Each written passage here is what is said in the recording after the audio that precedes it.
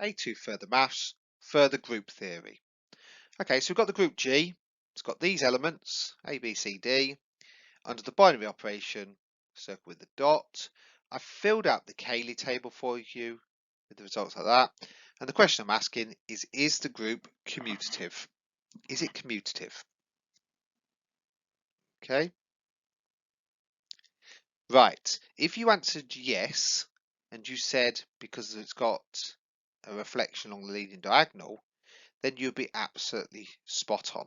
It doesn't matter which order you do it, you always get the same result. So B and then C gets you D, or if I did C then B, I still get D. It doesn't matter which two you choose, it's exactly the same. So it's a nice easy way to check. It's got to be the leading diagonal. So if I draw a line down the leading diagonal, you'll notice these two are exactly the same. Okay, now if that is the situation, that group is not just filling out all four of the axioms to make it a group, because it is, it's also commutative, then it's called an extra special name. All right, so if you have a group, so it's passed all four, but on top of that, it is commutative. It doesn't have to be commutative to be a group, but if the group is commutative, then it's called an Abelian group.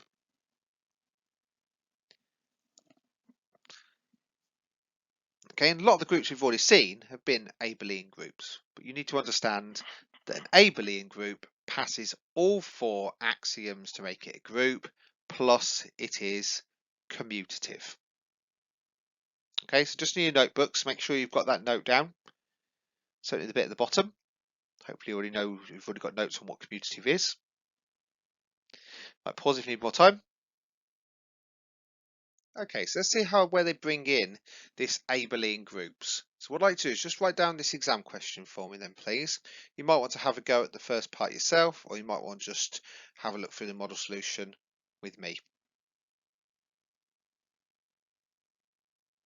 Okay, so just pause if you need more time to write it down. So we've got the group M. Well, first thing we're going to do is work out what we mean by this word invertible 2 by 2 matrices. Now, an invertible matrix basically means it's just got an inverse. That's the key thing to it.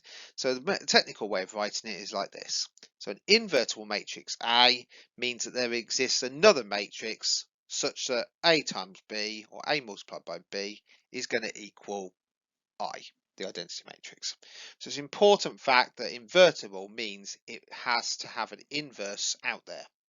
Now, if it's got an inverse, that means that, as you know, if you calculate the inverse, it's 1 over the determinant. So the determinant must be anything other than 0. So the way we could write this group down is like this. All right, and it's a set at the moment because I'm still trying to prove it's a group. So the set M looks like this. Okay, it's a matrix, a 2 by 2 matrix.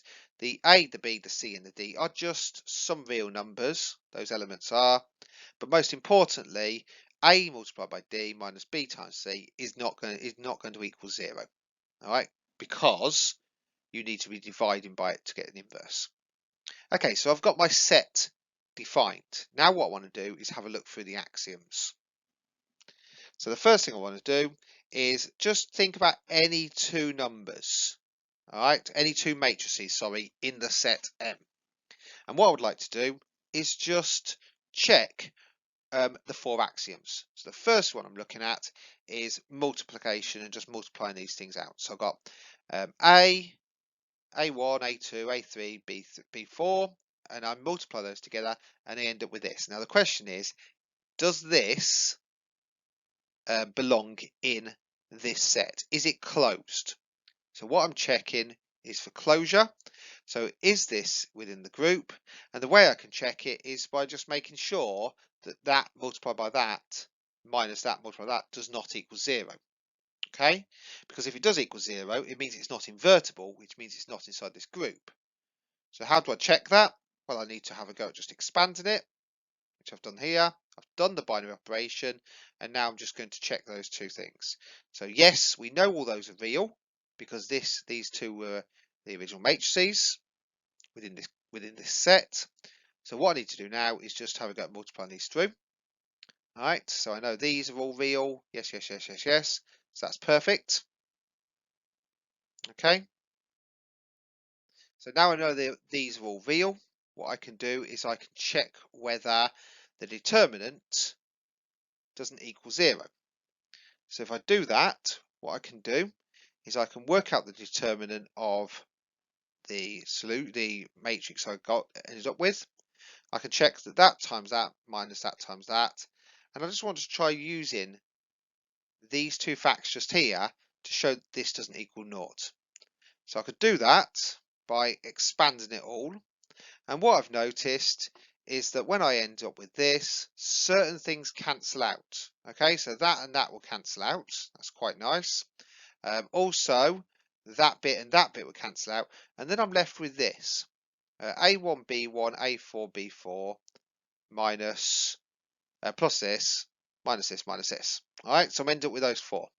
Now what I've noticed is that A1, A4 is common in that and that. So what I'm doing is I'm just pulling out, I'm factorising the A1, A4 out. Alright, that leaves B1, B4 there, minus B2, B3 here. Okay, and the same with the other one as well. So I've ended up with this. Now once I've got that, you might be looking and thinking, actually, that doesn't equal 0. That doesn't equal 0, so therefore I can start to see that these two parts can't equal 0. The problem is that bit on its own and that bit on its own could equal 0. But what I can do now is I can factorise this part and this part out. And if I did that, I end up with this. All right, if you expand that, you end up with this bit. But why that is good is the only way that's going to equal 0 is if that bit equals 0 or that bit equals 0. But we know neither of those could equal 0 because those original matrices belonged in this set. So therefore, this matrix, which is the product of those two under matrix multiplication, is definitely going to be within that set as well. Okay, because it's all real and those numbers are all real and their determinant doesn't equal 0. So I can say with confidence then that this fulfills the first axiom of closure. So M is closed under matrix multiplication. Right, let's have a look at some of the other ones then. So what we're going to do is one check for associativity. Are they associative? So I could do that by checking whether I get the same result if I did that multiplied by that, then multiplied by that afterwards, and if I did B multiplied by C and then did A afterwards. I've got to make sure I keep the order correct because it's matrices, but let's just try it and see. So I'm doing that times that, then do C. So I multiply it through and I end up with the right mess, but I can work with it. So that times that, that times that, that times that, times that, and I end up with this huge matrix just here. Okay, now we have seen this before anyway, but it's worth seeing it again. So I end up with that. That is the matrix multiplication of those three matrices all put together. Now I want to check whether if I did it this way round, I get exactly the same as that. If I get exactly the same as that, then I know that these two are associative. So I can check it. A1 times that gets you exact same as this, and so on. And then lo and behold, I get exactly the same answer.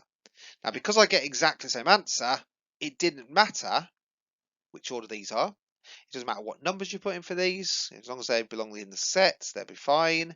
So therefore, these two are absolutely identical, so they are associative. So I can say that that implies associative. So that's good. They're closed, they're associative. What about the identity? What about the inverse? So the identity matrix, which is 1, 0, 0, 1, definitely has all values real because 1 and 0 is real, but also the determinant doesn't equal naught. So therefore, I definitely belongs in the set M. We know that. So therefore, I is the identity matrix. Okay, so if I know that I is an identity matrix, what I need to do now is just show that all matrices multiplied by together, right, which is the first one, definitely get you I. Now I don't need to show that because it's written in here. They're an invertible matrix, which means there must exist a matrix B. Now for any matrix A, there exists a matrix B. B itself must have an inverse which is A, so therefore that belongs in the set. So therefore they all have an inverse.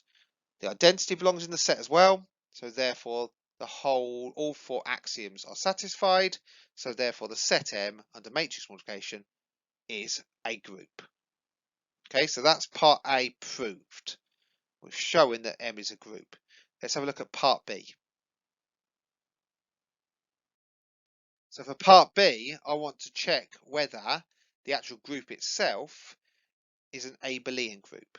Now to be an Abelian group, it has to be commutative. So is it commutative? Well, if I take any two elements in the group, all right, so any two elements, any two matrices in this group, and I look at just checking, all right, if they're commutative, it always works. So what I'm doing is I'm just picking out, rather than having to go through all the algebra again, I'm just picking any example, all right, and you're trying to look almost like proof by counterexample. Can I find an example that's not commutative? In this case, I try those two numbers. No surprises, you know the result already. If I try doing the other way around, I get that. So they're not commutative. In this case, we know that matrix multiplication is not commutative. So although the group was, although M was a group under matrix multiplication, it is not an Abelian group.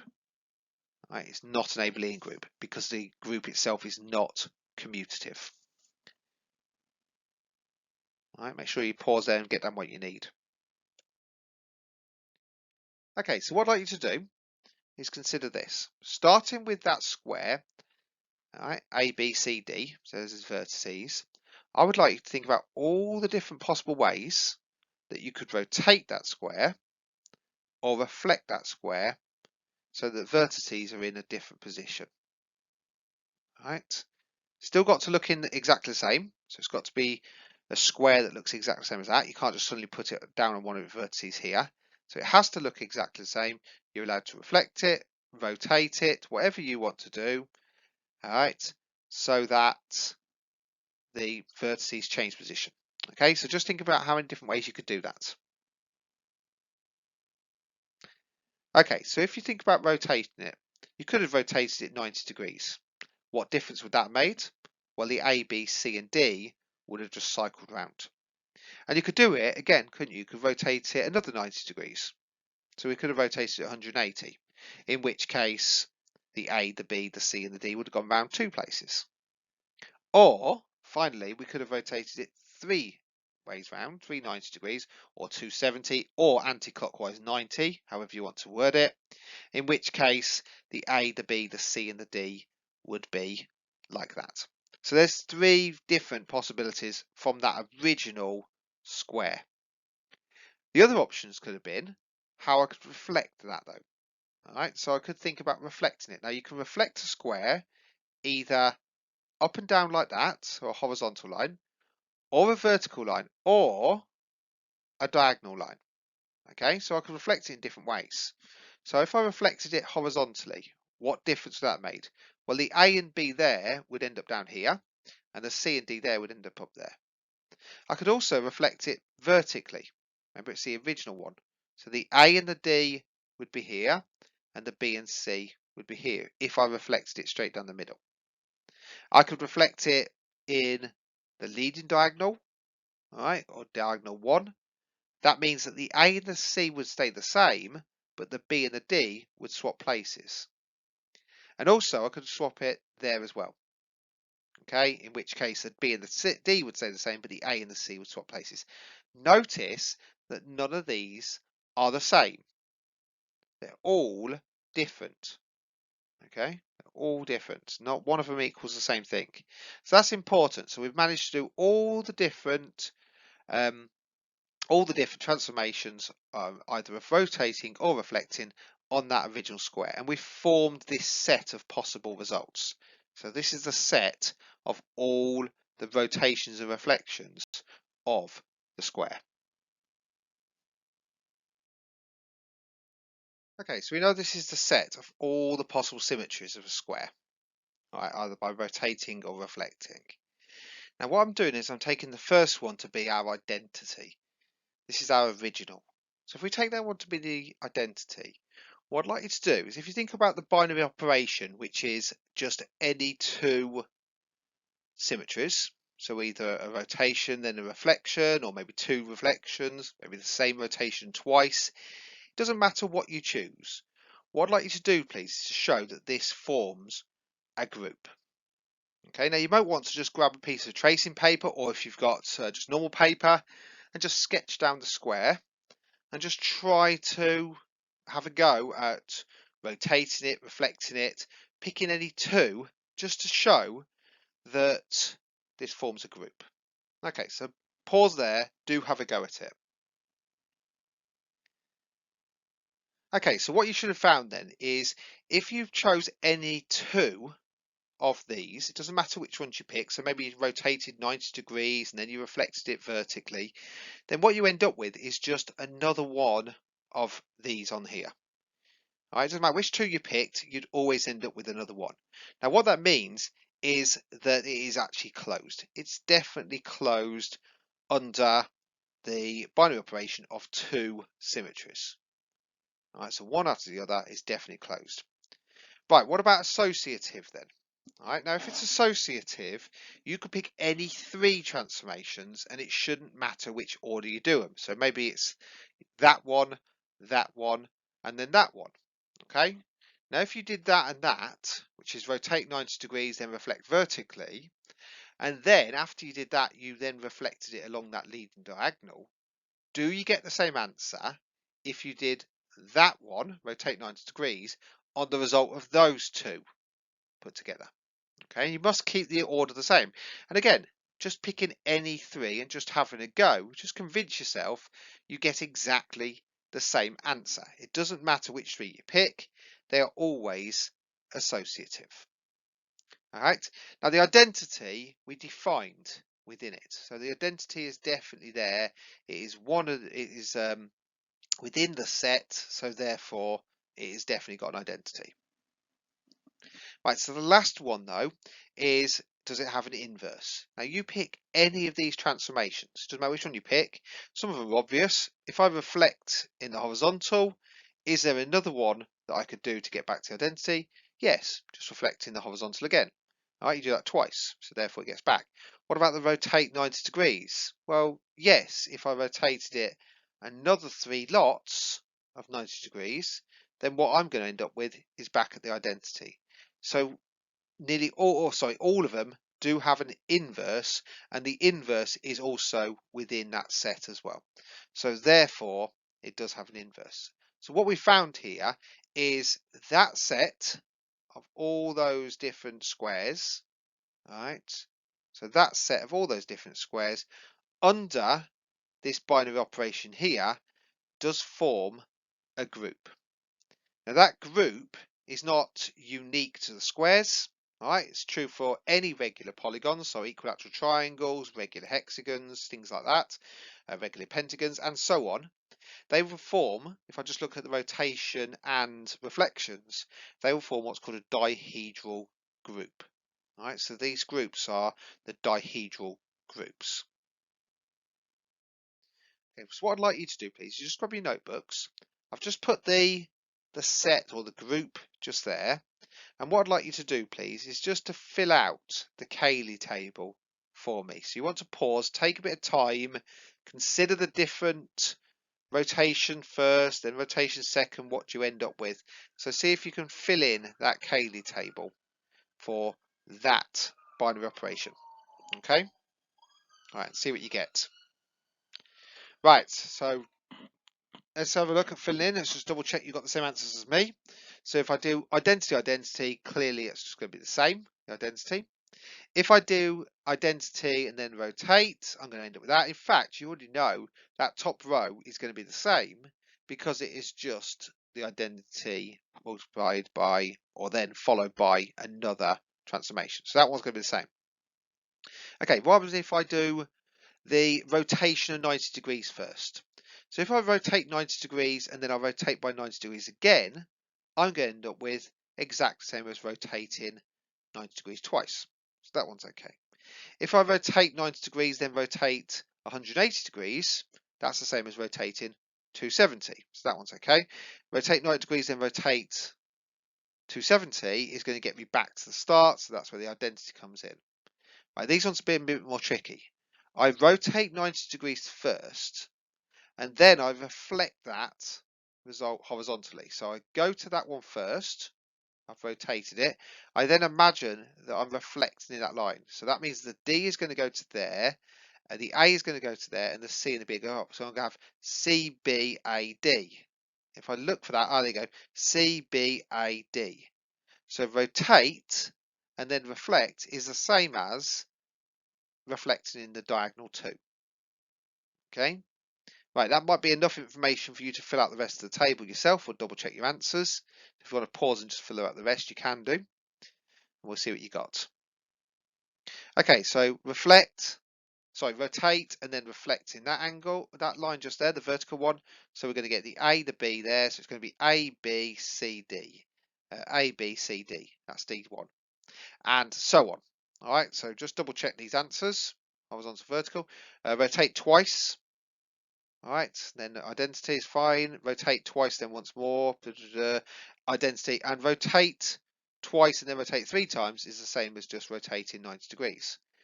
Right, so then we have to just check this. So go down to R2 first, then draw your horizontal line in. So we notice that the C and the D go down here, so we're going to get BADC. BADC is the vertical one, and so on for each of those. Okay, right, let's go through the rest of them then. So that one's fine. That's our R2, R cubed, R4, so that's fine. R3 and then R2 is going to be R. R3 is going to be R squared because it's 100 because it's 270 twice.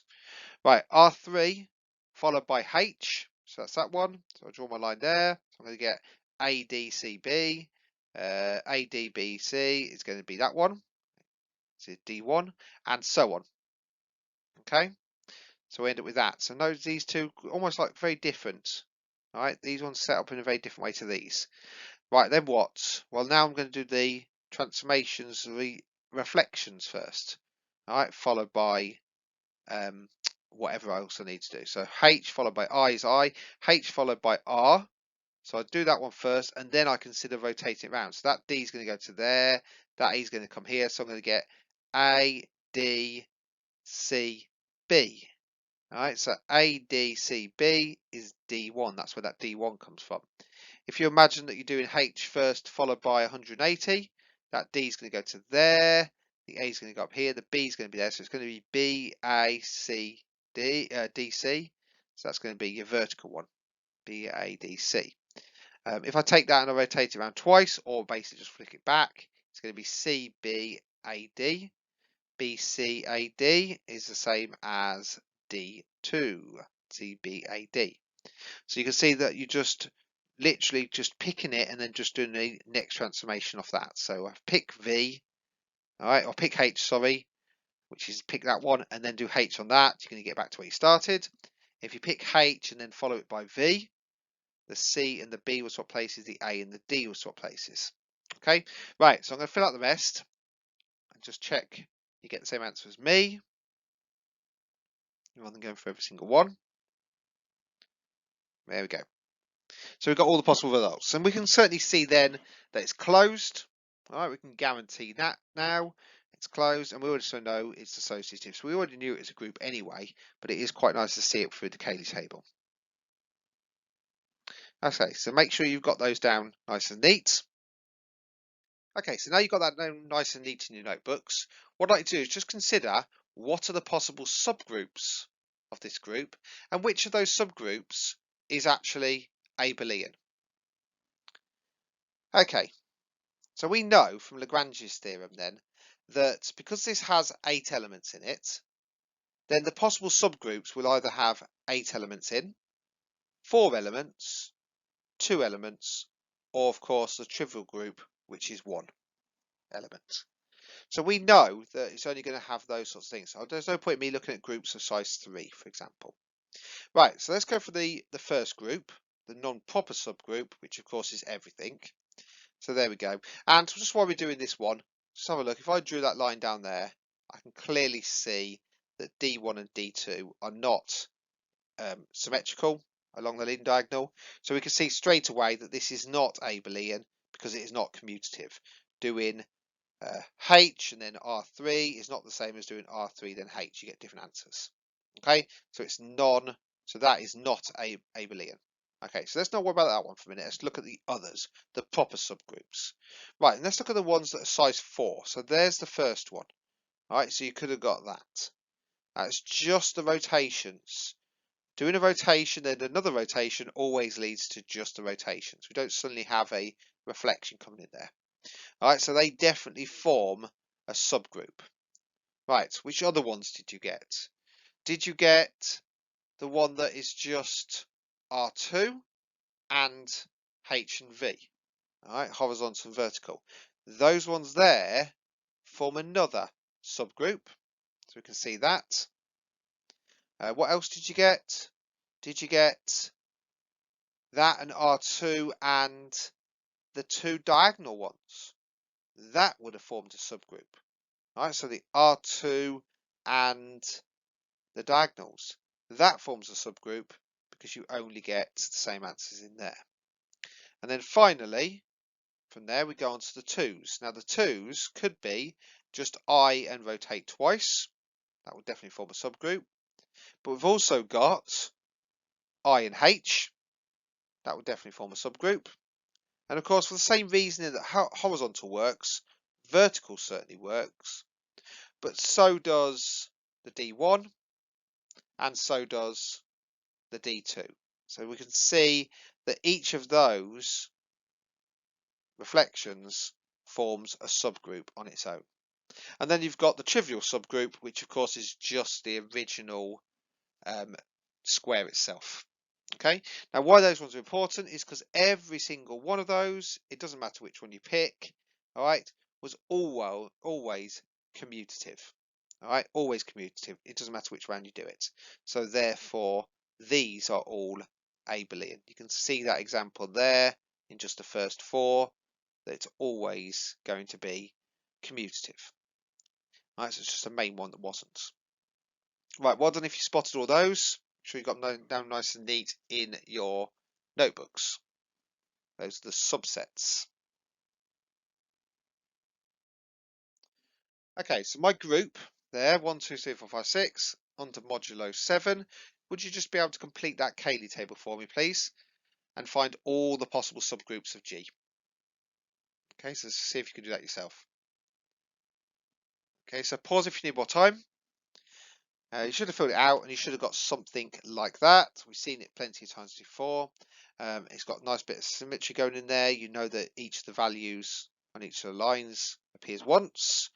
It has to be a group, okay, because it's got number 1 in there, 1 in there, so 2 and 4 makes the identity, and so on. All right, so there is my group drawn down, modulo 7. And if you haven't had to go out and find the subgroups yet, do that now, please. Right, so what subgroups did you get? So hopefully, subgroups you got was the original.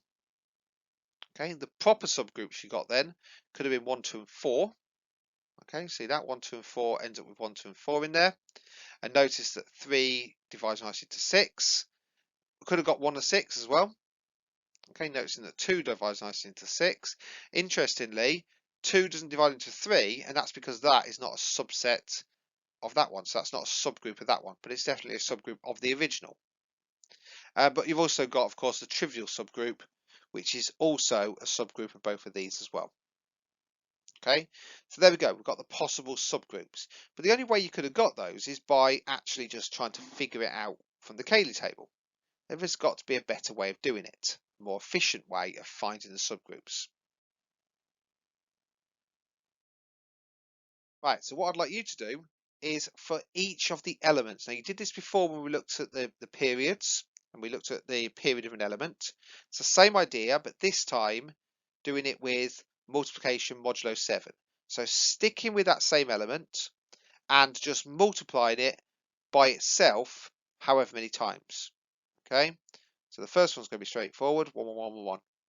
All right, so can you have a go at filling out all 6 of those, please, for each of the elements? Okay, pause if you need more time. Right, so this one, well, 1 times 1 first of all is fine. Then you've got 1 times 1 is 1. Then you've got times that by 1 is still 1. Times that by 1 is still 1. Times that by 1 is still 1, and so on. 1, 1, 1. 2. First one's 2. 2 times 2 is 4. Times that by 2 is 8. But 8 modulo 7 is going to be 1. 1 times 2 is 2. And so what you end up with is that pattern repeated.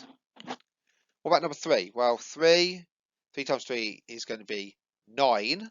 So that's the same as 2. 2 times 3 is 6. 6 times 3 is 18. 18 take away 2 lots, so it's 4, and so on. So hopefully you got that. All right, noticing it goes back to number 1 at the end. Number 4, so we've got 4. 4 times 4 is 16, so that goes down to 2. And times that by 4 gets you 8, which goes down to 1, then times by 4. So you get the same pattern as number 2, but just slightly different order. Number 5 times 5 is 25, so considering taking away the 7s, and so on. Okay, 5, 4, 6, 2, 3, 1. Again, you can tell it's right. It's got all the numbers in there, and it's just going to keep repeating. Now 6 times 6 is 36. Just go 6 and then 1, 6 and then 1, and so on. Okay, so what we found there is we've got them all. We can work out the period of each of them. So the period of the element for number 2 is 3. The period of element 3 in that binary operation is going to be 6, and so on. Period of 6 is going to be 2 because it repeats every 2. All right, so we did that before. Okay, now what I'd like you to do is just see what you notice about those results we've got there and the subgroups. What do you notice about those two things, the sequences and the subgroups? Okay, so just pause for a more time.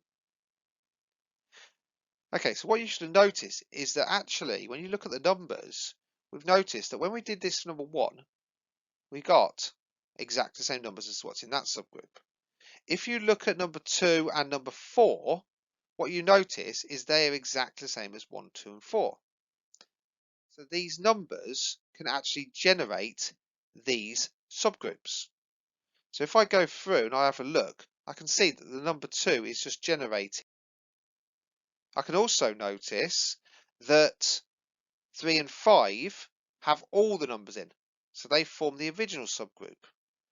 4, 2, and 1 forms that subgroup, and the bottom one, number 6, formed the subgroup 1 and 6. So I can actually see from here that 2, 4, 1 will be a subgroup. I can actually see that 1 and 6 is a subgroup. These elements generate the subgroups for me.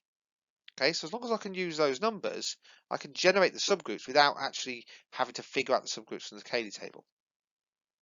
All right, there's the other example. That's the important one, of course. The identity always forms that first subgroup.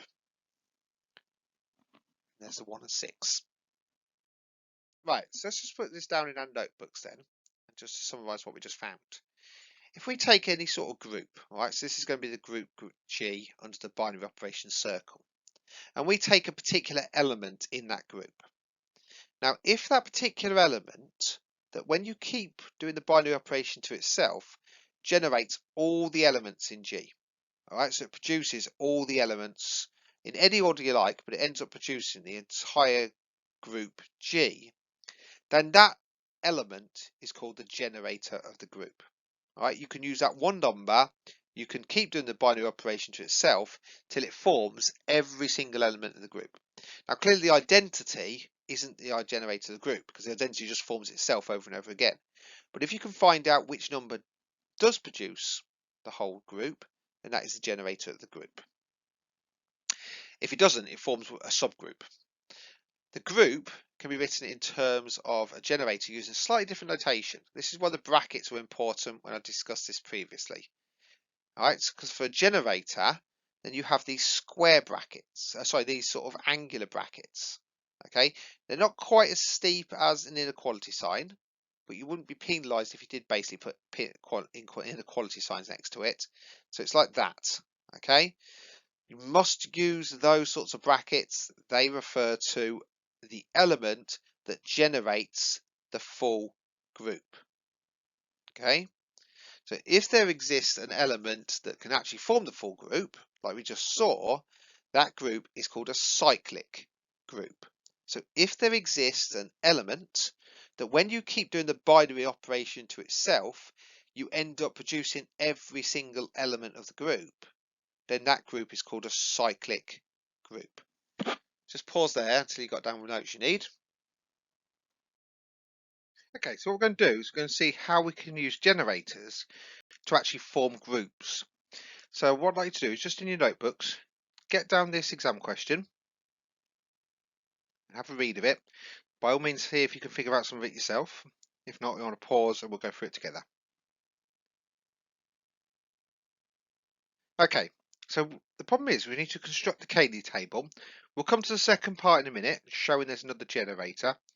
But the only problem with constructing a Cayley table is we don't have all the elements, so we don't know how big to make our Cayley table. So what we need to do first of all is we need to figure out if 2 is the element that's going to generate the full group, how we go about getting the other elements. So what I'm going to do is we're going to start by using 2, then 2 times, because it's multiplied, 2 times 2, then 2 times 2 times 2, and so on, to see if we can form all the elements. So the first one is just 2. 2 squared, of course, is 4, and 4 is still 4 within the mod 10. Then I'm going to times that by 2. Now remembering it's looking at whatever that answer was, timesing that by 2. So that's 2 to the power 3, which is 8. Now 8 is still within the group. Now I need to go careful, okay? Because 2 to the, if I double that, then I'm going to get 16. Now 16 in mod 10 is back to the number 6, okay? Now when I double that answer, I'm not just doing 2 to the power 5, I'm doing that multiplied by 2. Now 2 times 6 is going to be 12, but of course that comes back to the number 2, mod 10. So then it would repeat. Then you'd start seeing the same pattern coming out, because we notice that 2 to the power 5 has cycled back. That's why it's a cyclic group. It's cycled back to the start, and then it will repeat again, and then it will repeat again.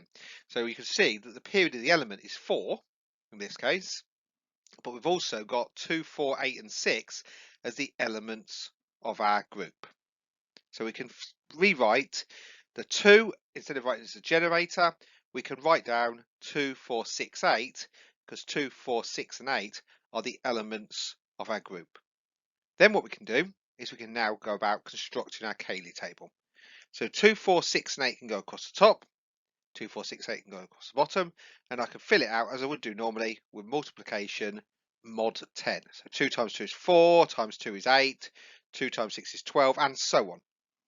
And what I've noticed is I get the group, I can see it's closed, I can see that it's associative, I can see it's got an identity. Now the identity is really interesting on this, because the identity element is actually the number 6. 6 times 2 is 2, 6 times 4 is 4, 6 times 6 is 6, 6 times 8 is 8. It's not the first number in the row of the column. But look, this one here repeats. So it does have an identity, but also 2 times 8 is 6, 4 times 4 is 6, 8 times 8 times 2 is 6. So therefore, they also have an inverse. So therefore you can clearly see that this is a group under modulus 10. Okay, so what I need to do now is I need to find the other generator from the group. So I need to go through each of the numbers. I've done the number 2. I need to do the number 4 to check if that's a generator of the group. I need to do the number 6, see if that's a generator. I need to do number 8, see if that's a generator. So let's start with the number 4 then. Okay, so the number 4, first one is 4 times itself, or just 4 on its own, sorry, it's just 4. Then I could do 4 times 4. Now 4 times 4 is 16, so that's 16 mod 10. Then I can go to 6. Now 6 times 4 is going to be 24, which is 4 mod 10. And I've noticed it's cycled round within two elements, within 2 goes, or 2 binary operations, I should say. So therefore, this is not a full generated group. In fact, this forms a subgroup 4, 6. 4, 6 would be a subgroup. Okay, you can see that there. So 4, 6 is a proper subgroup. It is not the actual group itself. Okay, right, now I could try number 6 then. So if I try number 6, 6 on its own is 6. 6 times 6 is 36, which is just back to 6. And I can stop then because it's just going to cycle around 6, 6, 6, 6, 6. And that's because the number 6 is the inverse of the group. And it forms the trivial subgroup of just 6. That's it. Okay, so it's the trivial subgroup. So that means that 8 should be the other generator. But let's check it. Yep, notice 6 is the identity. That's quite an interesting fact. But then once we're there, let's try the number 8. So we've got 8 on its own. Great. 8 times 8, 64. So that's just 4. 4 times 8 is going to be 32. So therefore the 2. And then 2 times 8 is 16. So that goes back to 6. And then 6 times 8 is going to get you back to 8. So therefore, 8 does generate the full group. 8, 4, 2, 6. It will go back to 8 again and then it will cycle round. So 8 is the other generator of the group. I could have written the exact same thing, but with an 8 instead of a 2 there, and I would have formed exactly the same group. Okay, so sticking with your notebooks then, please. We want to put down that cyclic group, just there. And I want to find the generator of the group and all proper subgroups of G. Now you could have a go at this yourself. So pause and have a go. It's only a case of just doing the repeated operation on each of the elements. Okay, so pause there. All right, see how far you got then. So I'm going to go through each of the elements, A, B, C, and D, and see what they generate. So I'm going to start with A. Now A is, as you can see, is the identity, and you'll see this coming out here. So A with itself is A. A acting on A gets you A. So what I'm going to end up with is I'm just going to repeat it. A. The reason for that is because A is the identity. So this does form a proper subgroup. It's a trivial subgroup. And so that's the trivial subgroup of just A. So that's the first one. Right, let's try with B. Now if I do B, that's going to be B multiplied by B is A. Alright, so let's do that one. B, I say multiplied, sorry, the binary operation circle with the star. So this binary operation acting on that is going to get you A. I can see that. Then I want to do B cubed, which is the result of B squared. So that's the result of that one. Now B squared I know is A. So that's A and then B, which is going to get you B. Then what I can do is I can go out again if I wanted to. I don't need to because I can see the results are going to be B, A, so on. So actually, this is going to form the proper subgroup AB. And again, I can see that from the Cayley table. I can see the AB group. So I've got two subgroups. I've got the A group, I've got the AB group. Two proper subgroups, I should say. Then we're going to go for C. So what does C do then? So C, starting with C, goes to B. Okay, so that's the B. Then I can say have a look at C cubed. So that's C goes with C is B, and then B goes with C is going to get you D. And then once you've got D, D goes with C, gets you back to A again. And then from there, A goes with C, gets you back to C. But I've noticed that I've covered every single element, A, B, C, D. So in fact, C is a generator for this group. So C is the generator of this group. You could have been asked that question. In fact, you asked that question. Find the generator of the group. So C is the generator of the group. So that answers that first question. What about D? Because that might form another subgroup, or it might be another generator of the group. So I need to check D as well. And then finally, D. Well, D goes with D, gets you B. So then, once I've got that one, yep, B.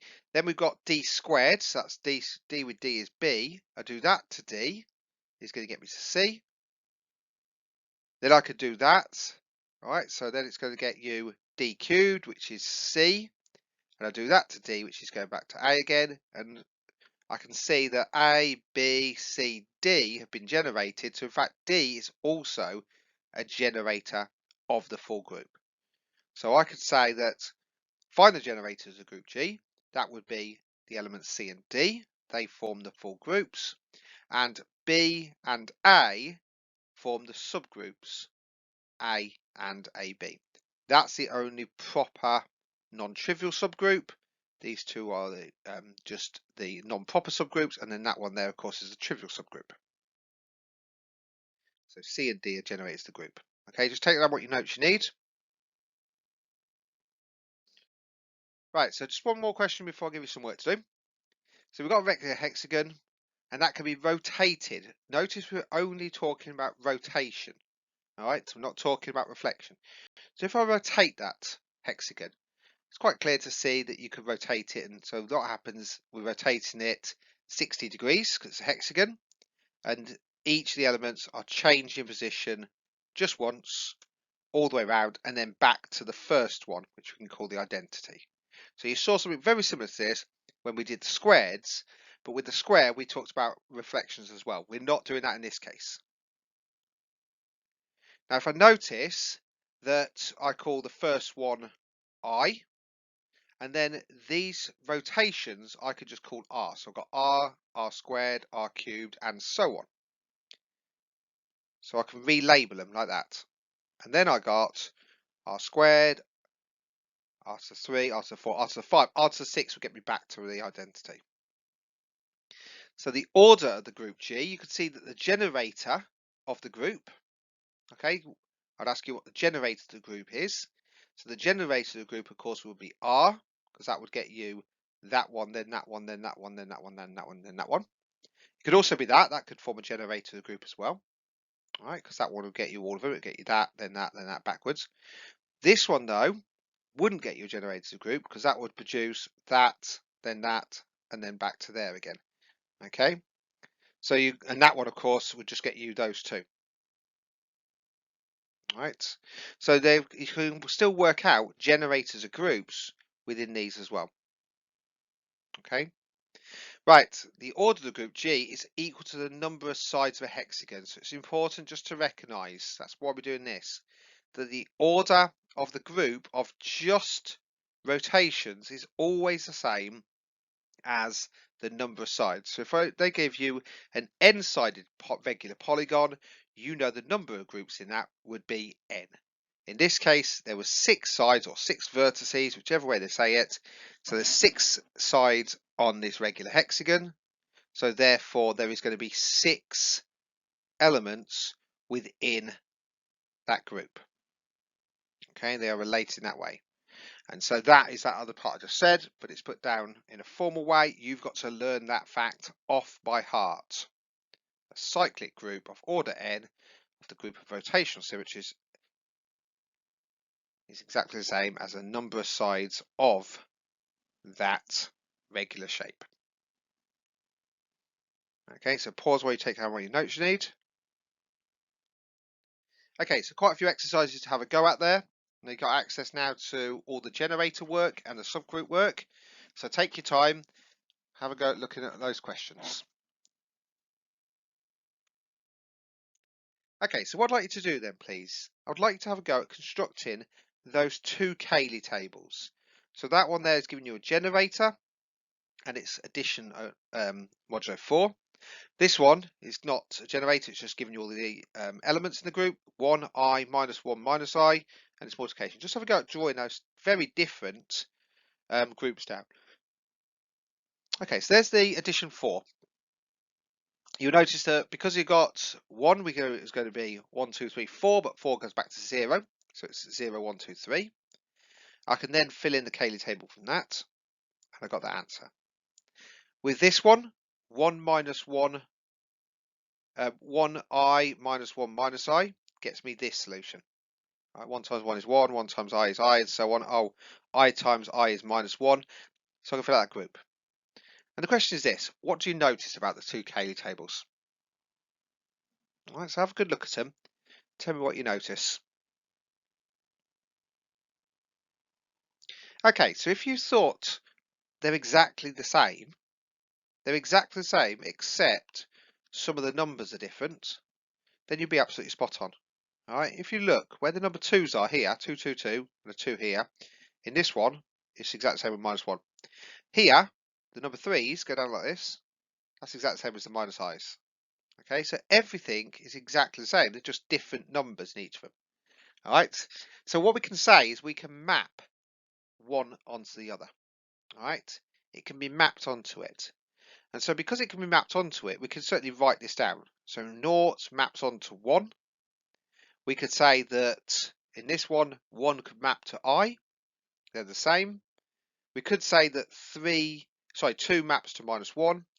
And we could say that 3 maps to minus I. They're exactly the same. They're just different values. Now, because they're exact. Okay, so we've looked at elements of the groups and we notice they can be mapped. But what I want to do now is I also want to be looking at the subgroups. So what I'd like you to do, please, is just go through each of the elements, 0, 1, 2, and 3, to produce the generators of that group and see what subgroups they produce. But also use 1i, minus 1, and minus I to see what they generate. So just try that on both groups. Okay, so let's see what you got then. So if I go through each of these, 0, 1, 2, and 3, I noticed that 1 and 3 were generators of the full group. They produced 0, 1, 2, and 3. If I try it with 0, then of course that's a trivial group. Number 2, if I'd done that, I would have got 2 on its own. 2 plus 2 is 4, which is 0. Plus 2 is 2, then 0, then 2, then 2, 0. So 2 goes to 0, 2. And of course 0 is the trivial subgroup. So 0 plus 0 is 0 plus 0 is 0. So that's going to be the subgroup 0. Okay. What about on this one? Well, I noticed the same sort of idea, that if you tried it with I and minus I, they would have formed the full group. They were the generators of the group. What about minus 1? Well, minus 1 times minus 1 is minus 1. So minus 1 times 1 is going to be minus 1. Minus 1 times itself is 1, and then it goes back and back and back and so on. It doesn't ever produce I or minus I, so minus 1 produces that subgroup, right, which makes perfect sense because it's the real numbers there of 1 and minus 1. Then what? Oh, well, just the number 1. Of course, that would produce just the number 1 when you multiply them. Now notice that the actual subgroups themselves.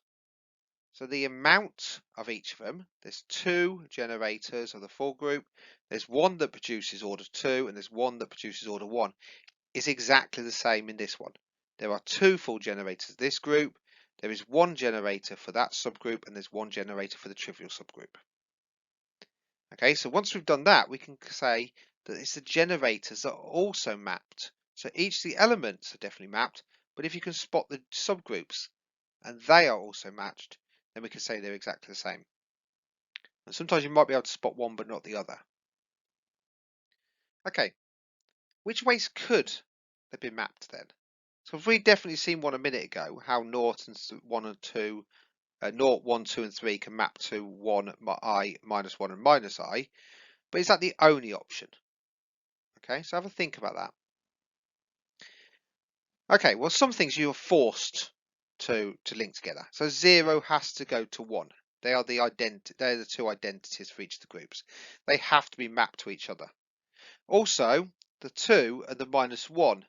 There's only 1 generator for that subgroup there. There's only 1 generator for that subgroup there. So those can be mapped to that. Now these ones though are slightly different. The 1 can be mapped to the I, or 1 can be mapped to minus I. It doesn't really make any difference. So I could do 1 and 3 mapped to just I and minus I, or I could have done 1 and 3 mapped to minus I and I. And what I would have found is that those would get you exactly the same answer. In fact, if you just swap 2 of the rows over, you'd see in that previous one, they're exactly the same. Okay, so there's multiple ways that you can match them, but what's important to notice is because they can be matched, they're exactly the same Cayley tables. They're exactly the same groups. Right, so cyclic groups, they have to be cyclic groups, are called isomorphic. So we've already talked about the word isomorphic before. We talked about it previously with graph theory. So isomorphic meaning exactly the same. So two groups are isomorphic if the elements in each group have a direct one-to-one mapping. So if you can map one of the groups from one group directly onto another one for every single element, they are isomorphic. They must have the same order, as we talked about. A generator of each group can be used to show that the two groups are isomorphic. So you just mentioned then, we looked at the generators of the groups, and then we found that when we looked at the generators of the groups, we found that they were identical. So we can see that the groups H and G here. So the group H is just 0, 1 under this binary operation, and the group G is just A and B under this binary operation. If I just draw those two out just to show you what their Cayley tables would look like, it doesn't matter what the binary operation is, this is the result of those two groups.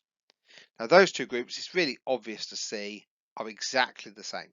They're exactly the same. We can see that the zeros can be replaced for A's, so they can be mapped onto there, and the ones can be mapped to the B's. So they are absolutely identical. So we can see that 0 is the same as 0, 1 gets you 0, 1. In this one, A gets you subgroup A, B gets you AB. Notice the subgroups are identical as well. So because the subgroups are identical, these two groups are isomorphic. There's a direct one-to-one matching, so they are isomorphic with each other. Now you can write out how to show they're isomorphic by using this notation.